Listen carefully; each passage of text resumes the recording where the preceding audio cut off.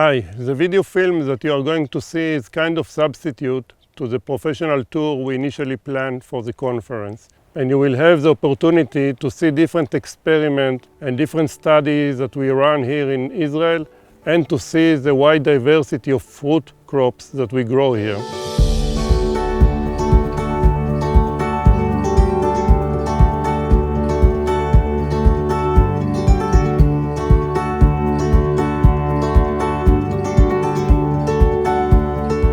Avocado is a really interesting and really important horticultural fruit crop. Important because it's very valuable. So economically, our avocado growers are making a lot of money, but they're interested, of course, in making more.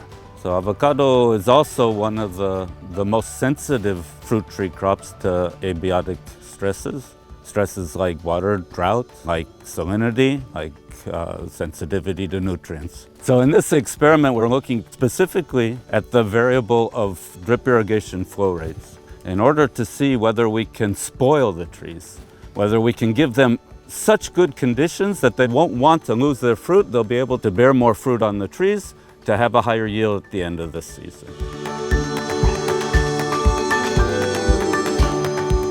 We have two platforms of experiment, one in Gilat in containers where we do the mass balance. This one bring it into a realistic field conditions with the complexity of the soil. We test avocado response to nitrogen, phosphorus and potassium in realistic field condition. The variety here is the the leading variety, with the Ettinger serve as a pollinator. We have 6 different levels of fertilization. Each of the treatment, each of the valve that you see in front of you is connected to 5 plots, so 5 repetitions. In each repetition we have roughly 20 to 25 trees, and we monitor only few representative trees for 4 years now. Very long-term experiment in fruit trees. The trees respond very slowly to fertilization.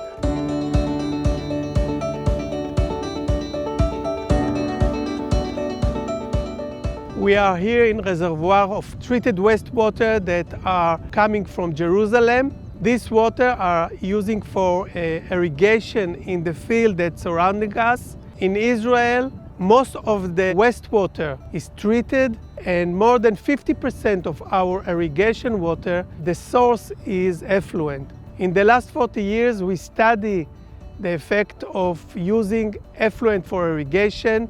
We are looking on different aspects, what's happened to the soil and what caused to the crops. For the fertilization aspect specifically, we run few experiments for long term and discover that fruit trees like olive can get more than 50% of the nitrogen from effluent.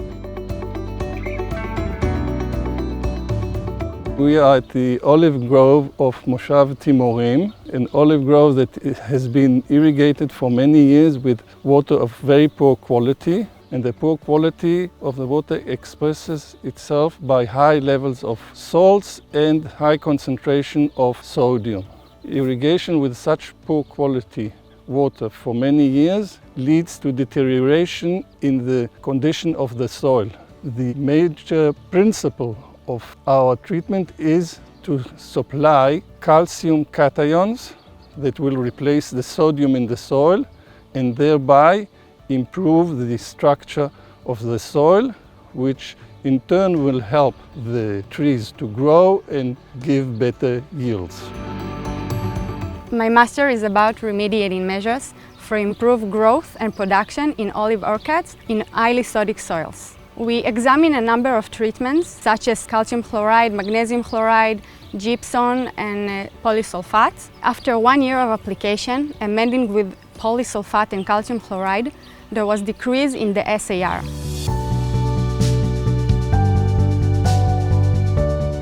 A major application for Israeli almond farms is fertigation, that is mineral fertilization through irrigation. For the last 4 years, we studied nutrient uptake by almond trees by growing them in huge containers, lysimeters. so we could determine what goes in, what comes out, and calculate the actual uptake in a weekly time resolution. And we had multiple insights that we'll present in the coming ISHS meeting, mainly that excessive nitrogen applications are unpreferable for almonds. We recorded the effects of excessive nitrogen applications, and we even came up with new indices to recognize these conditions and to mitigate them. We also learned the benefits of higher phosphorus application for almond trees. This was a harder riddle to solve since we couldn't recognize many phosphorus effects on almond trees during summer. But later, when we studied the trees in winter, we learned that phosphorus enables sugar transport for nectar secretion, which attracts bees and induces the cross-pollination and the yields of almonds. Now we're moving into bigger field trials in the northern parts of Israel using a novel almond variety, Matan, which is self-compatible, so it has a lot of potential for global markets and production. And we want to set and update new standards for fertigation.